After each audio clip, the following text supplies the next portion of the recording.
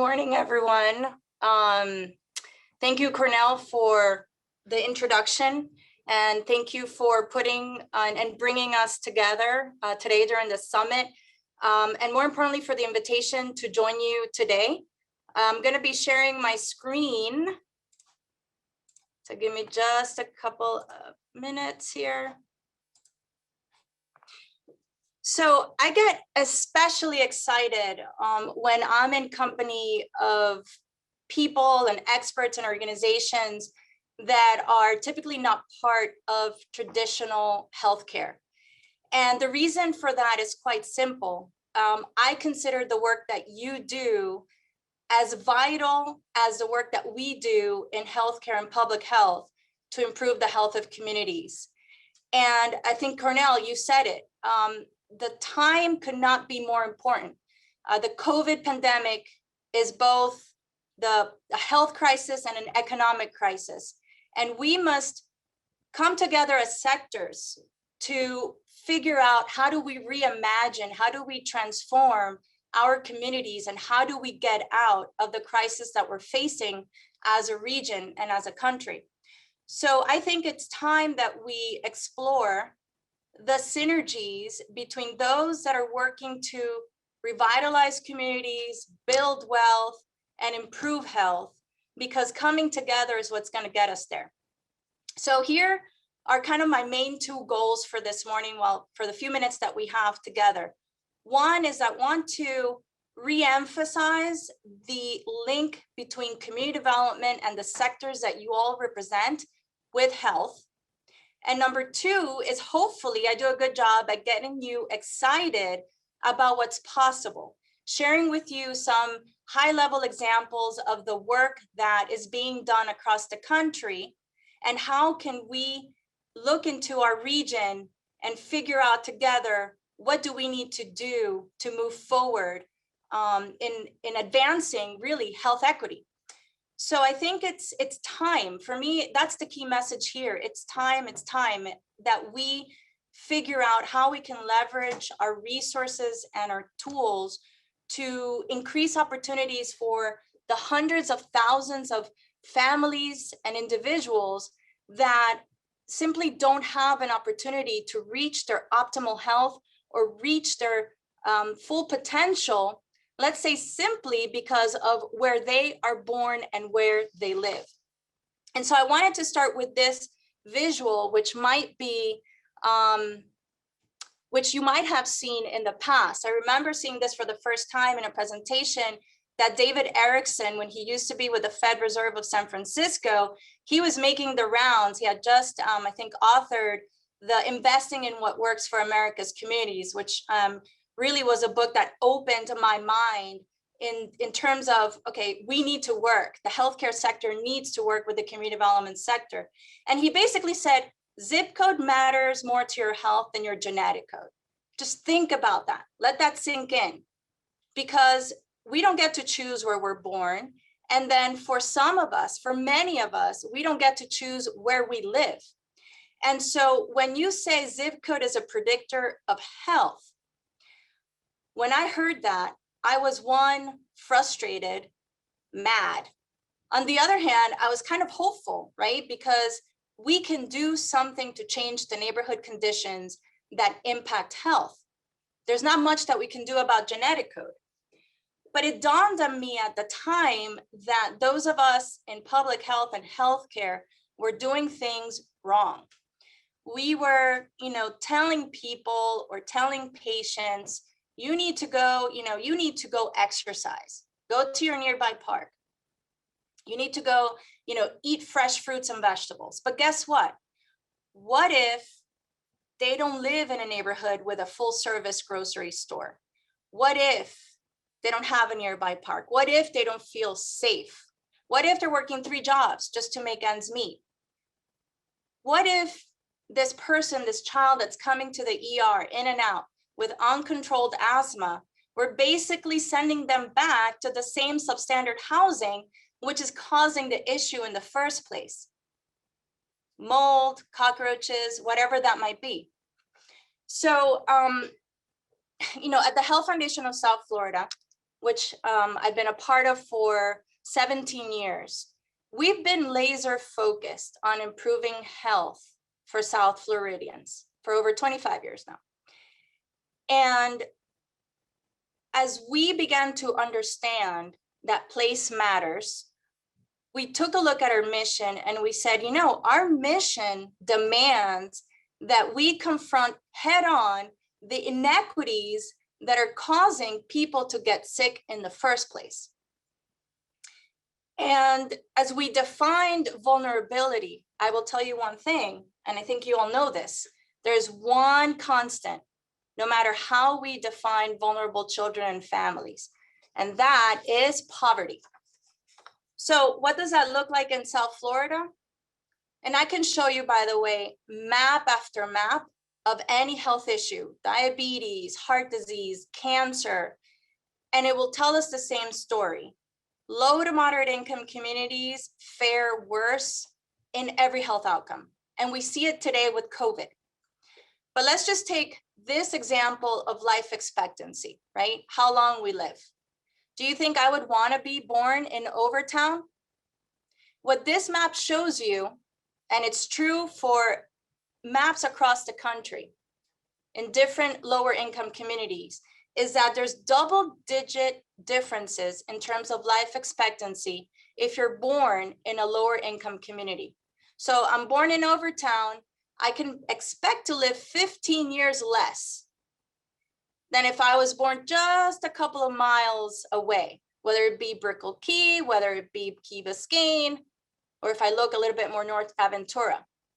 And there's no doubt that the social and the economic conditions in these neighborhoods is what's driving these negative health outcomes.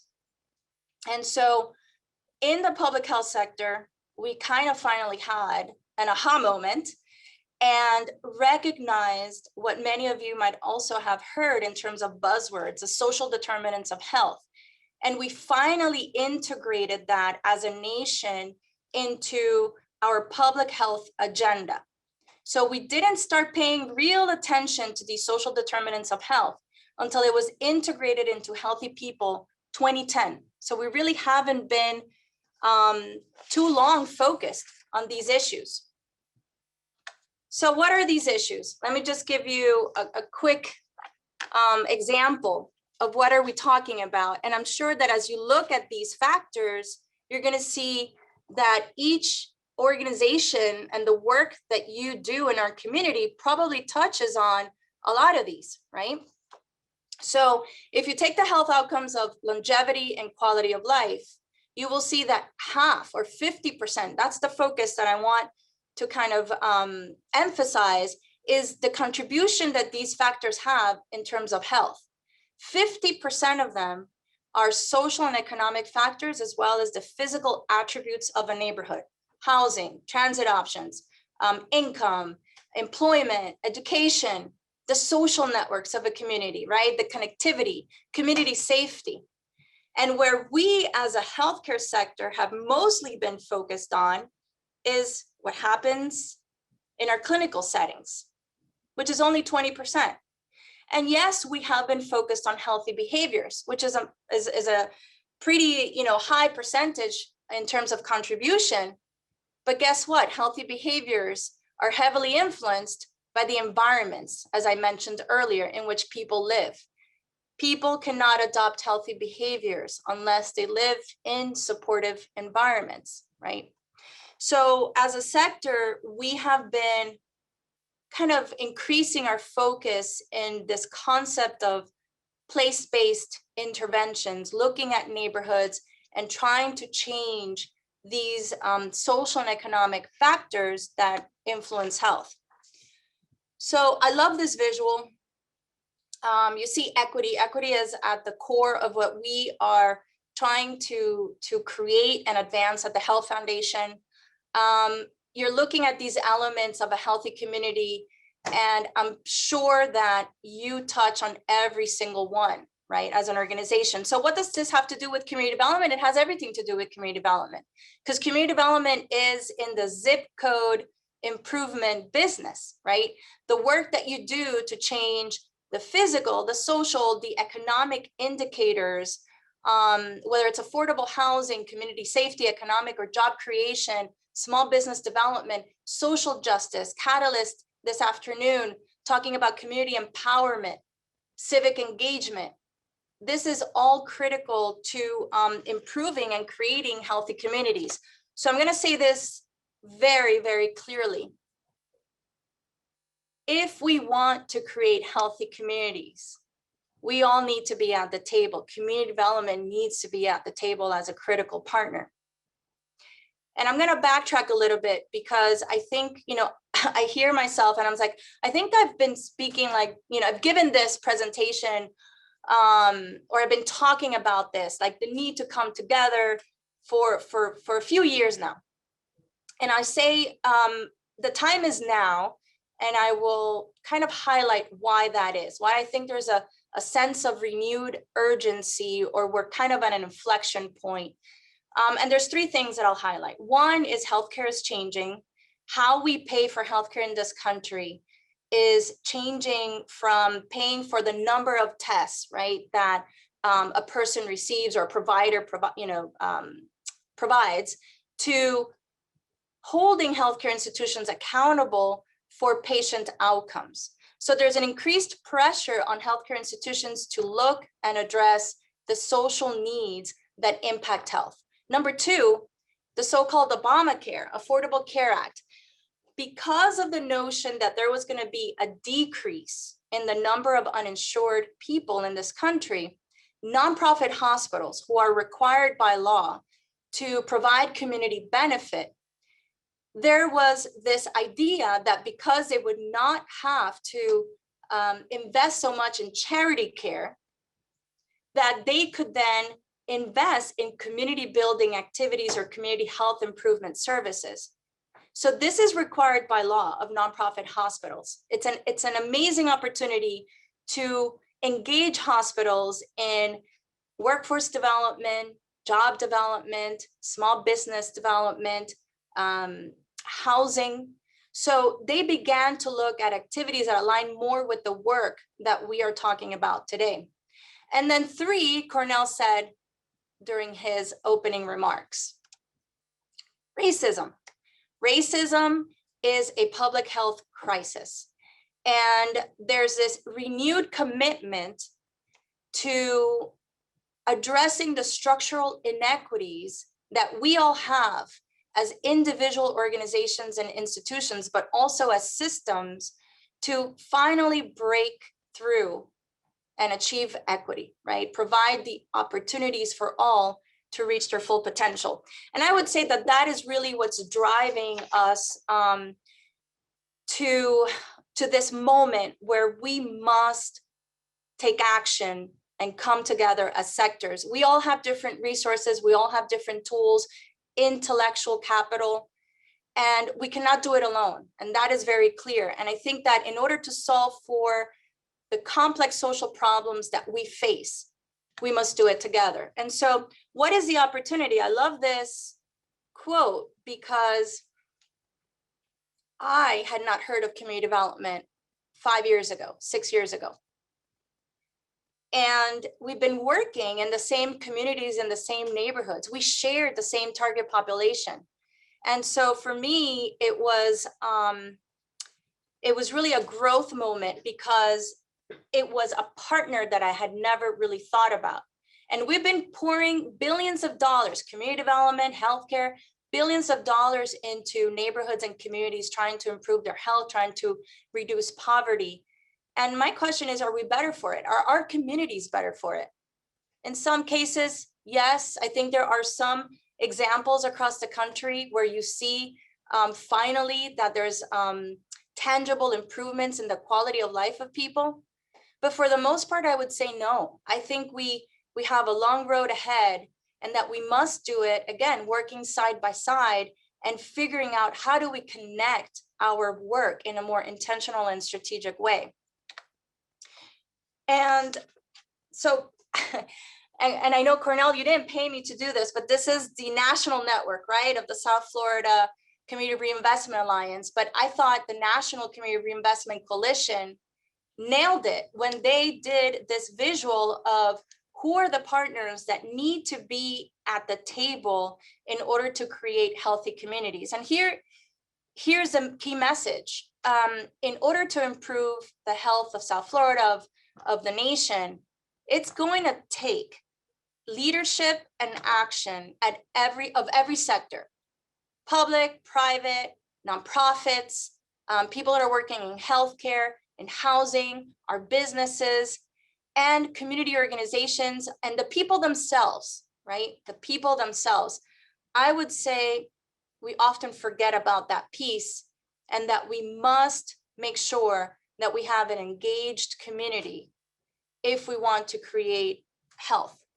So we must really get out of our silos. We've been in these silos for a very long time, and we must get out of these silos and do better once again to make sure that we're making the connections and that we're doing a better job at redesigning, reimagining, and rethinking how we can create these partnerships and solutions in our communities. So now, not seeing Cornell, if he's looking at me, it's like, wrap it up. This is how I want to end. And I said I wanted to show you some kind of high-level examples of innovative work that some hospitals and healthcare institutions are doing out there. If you're not familiar with Build Healthy Places Network, I would make sure that you write that down. It's an amazing resource. It has been a great resource for me. They've been doing great innovative work around connecting the sector of community development and health. But I wanted to leave you with some examples of what some of our hospitals are doing across the nation.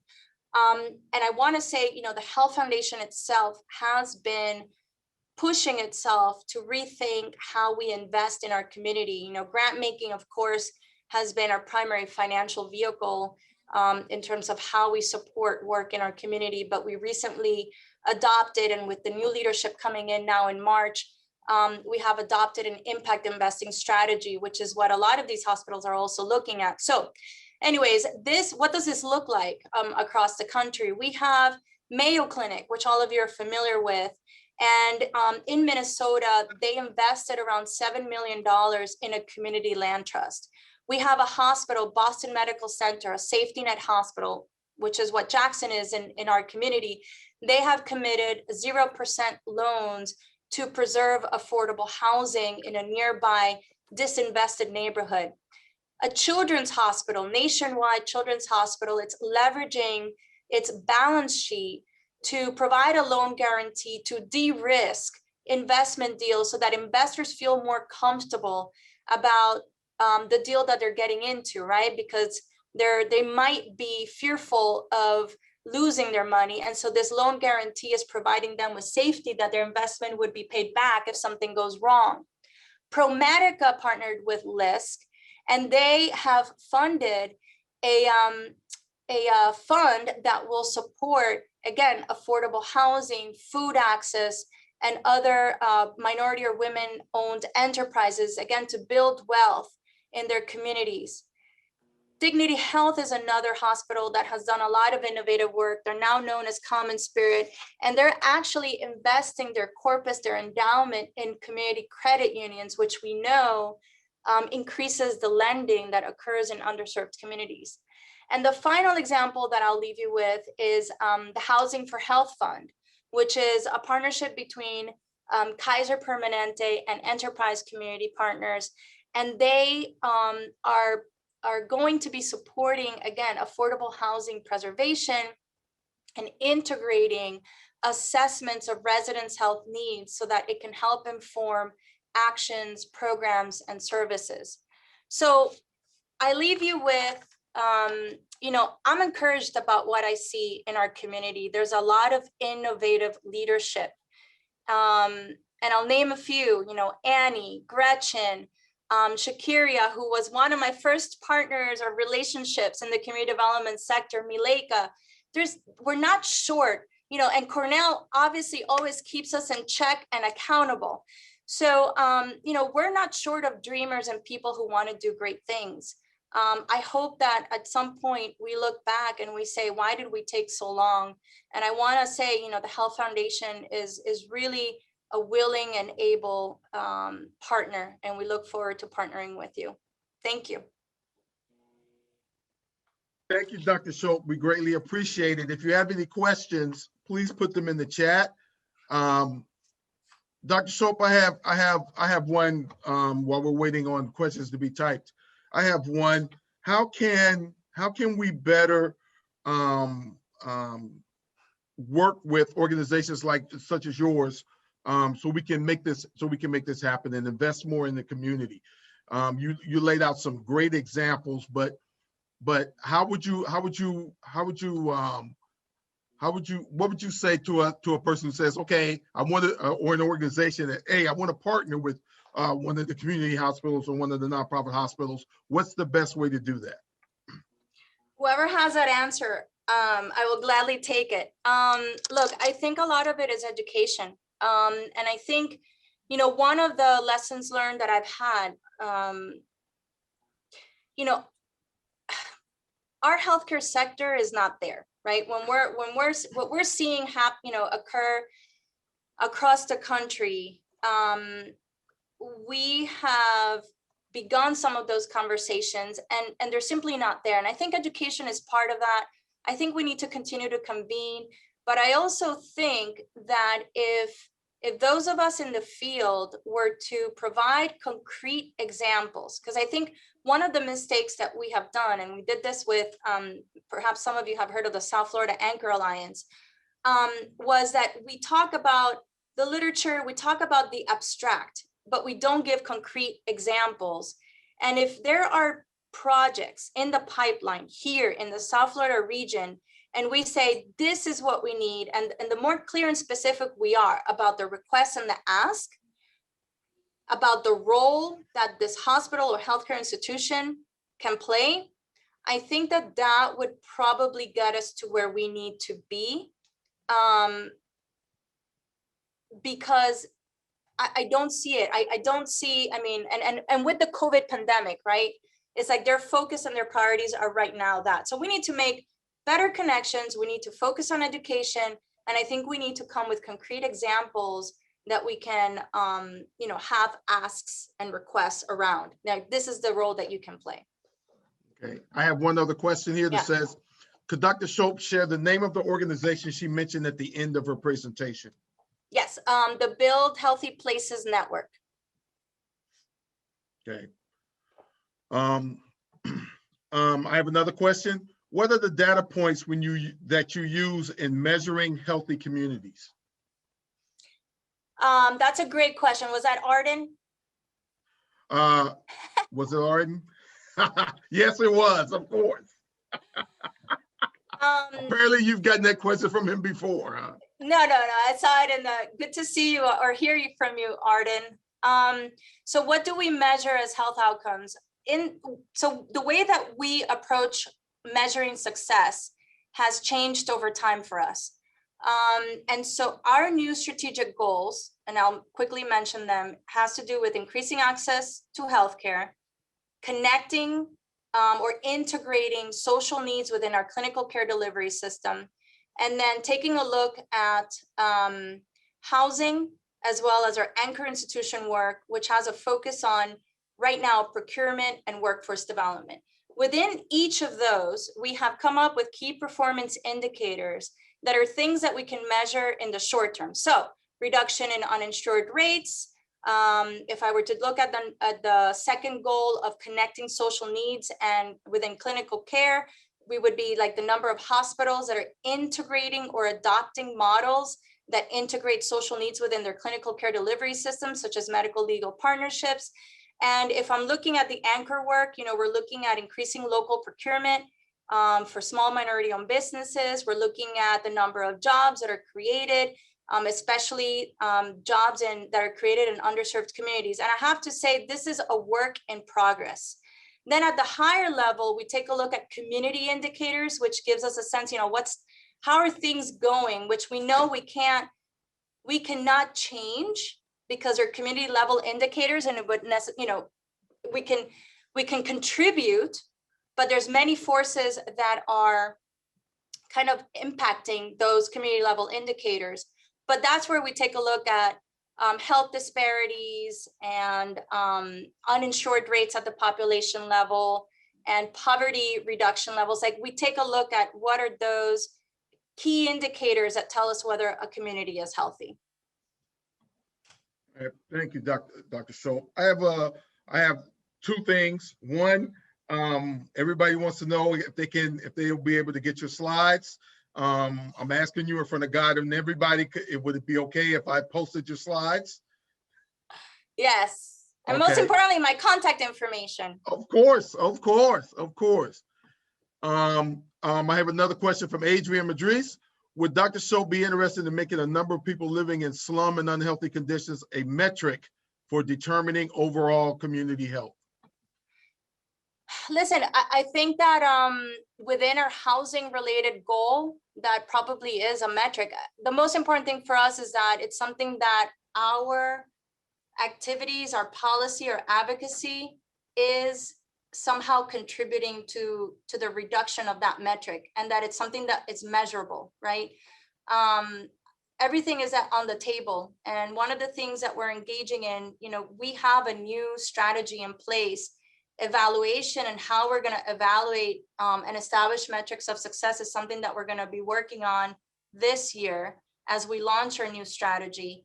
And we're going to host sessions with community partners that work in the respective fields or areas of focus to determine one of the things that we're interested in is not being top down. We want to come up with shared metrics of success. So, we can come up with all of these metrics, but if they're not shared across the partners, if they're not easy to collect, if they're not easy to track, those are the things that we want to take into account as we determine what for the foundation we want to see change. And I hope that makes sense. I think for the foundation where we are right now is that we have a lot of lessons learned. We had 2 place-based initiatives where, what we learned was that we need to design with our community and alongside our community partners. And then we need to make sure that how we're defining success is something that's shared across the partners, right? Okay, I have another one here from Keon Williams. What policies can our local government adopt today? What local policies? Oh, there are plenty. And I'm sure that Annie, I think she's a speaker this afternoon. Hopefully she touches upon, or I'm sure she will touch upon some of the housing specific policies that local governments can implement. And she's more of an expert than I am.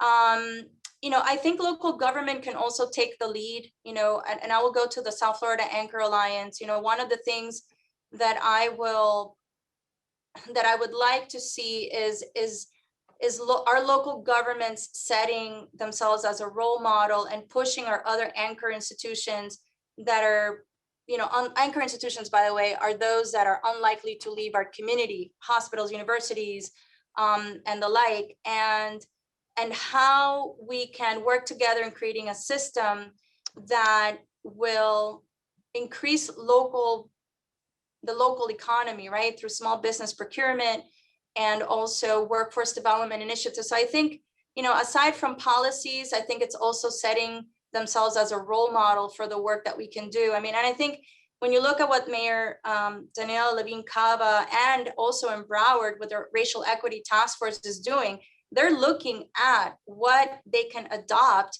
and what recommendations can be shared so that, we're doing a better job as a community across the board. Racial equity indicators is one thing that we're also looking at for our community, for our organization.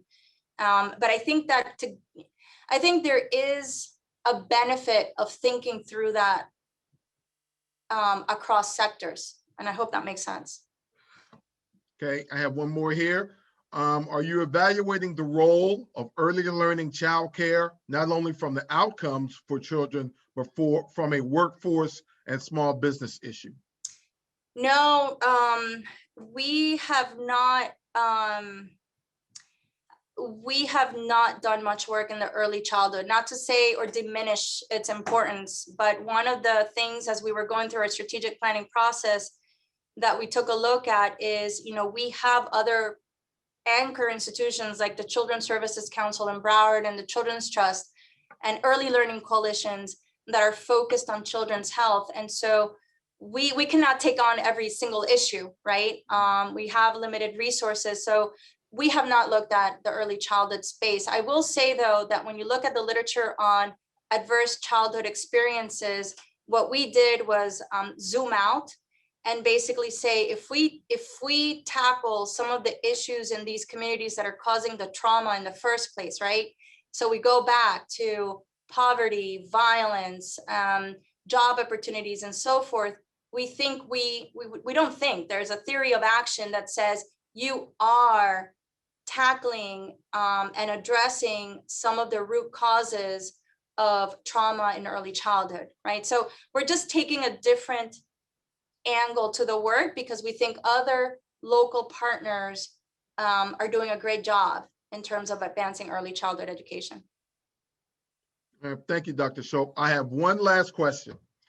We know that in the financial institutions, for instance, we know that they have a Community Reinvestment Act officer or a community reinvestment officer.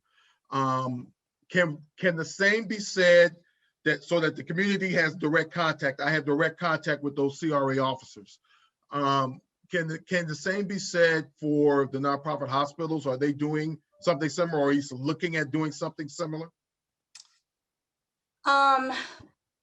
So that has been changing. I mentioned community benefit, and that again is a requirement by law that because nonprofit hospitals are tax exempt, they must provide community benefit, and that takes shape, in different ways. But the largest community benefit spend is in charity care, right?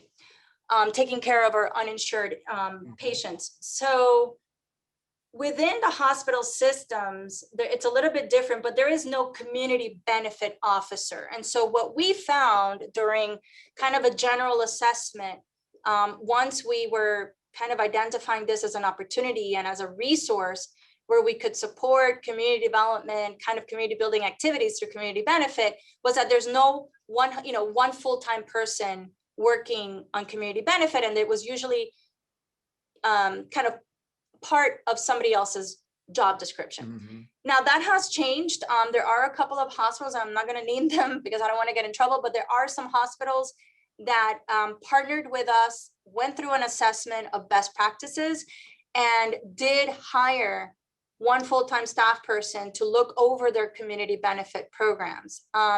If we talk one-on-one, I'll be happy to share, contacts within the hospital systems, but typically they will be in the community health, community wellness departments.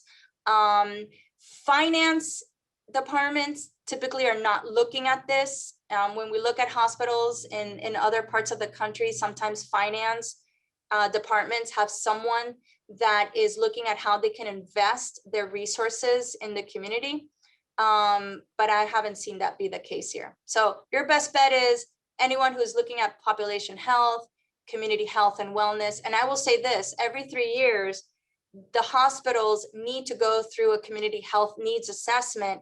And as part of that process, they're required to engage different sectors and different actors and different leaders. So that is an opportunity to help inform the priorities that as a hospital system they can take on.